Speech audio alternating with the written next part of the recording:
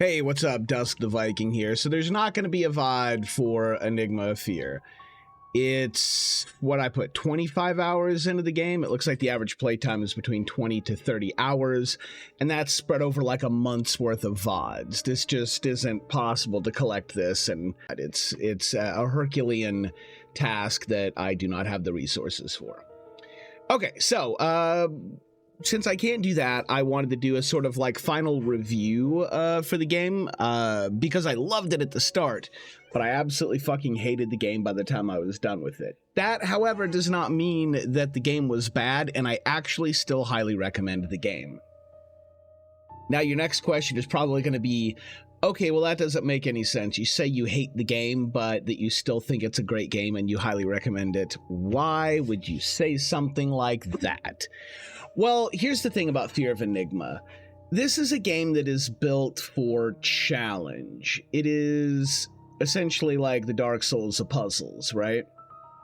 It is not really meant to be this casual fun experience. It is supposed to be a pain in the butt and challenging and at times frustrating, and that's okay.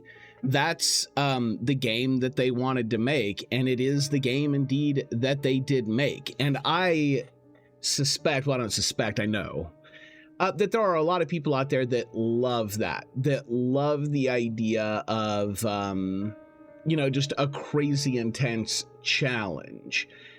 And like, that's kind of where the fun is, or if you don't want to call it fun, it's just heavily engaging. Whatever it is, people want it, right?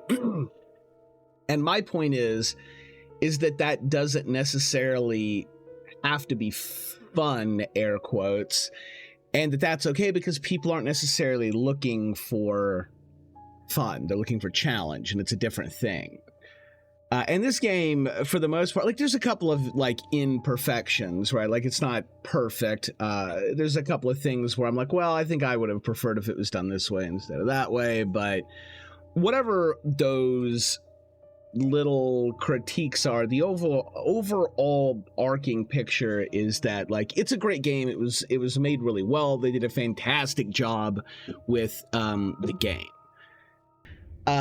Game developers, it's okay for people to not like your game. Don't let that be a demoralizing factor. I think the only time you have to be demoralized is if you make a game for a demographic and then not only does nobody else like the game, but then your demographic, basically nobody liked your game.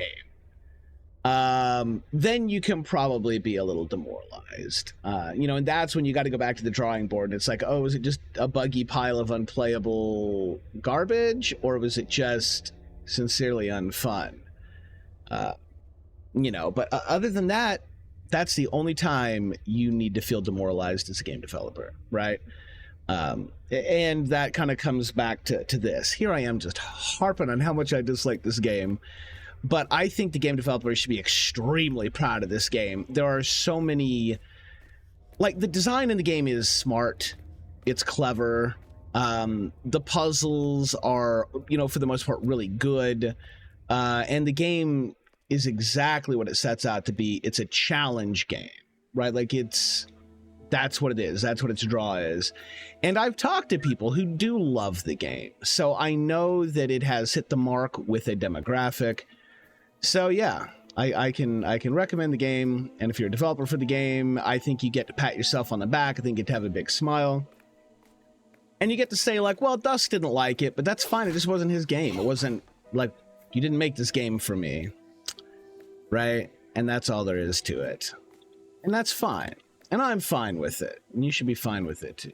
Anyway, that's pretty much it for this one. Thanks for watching. I'll see you guys in the next one.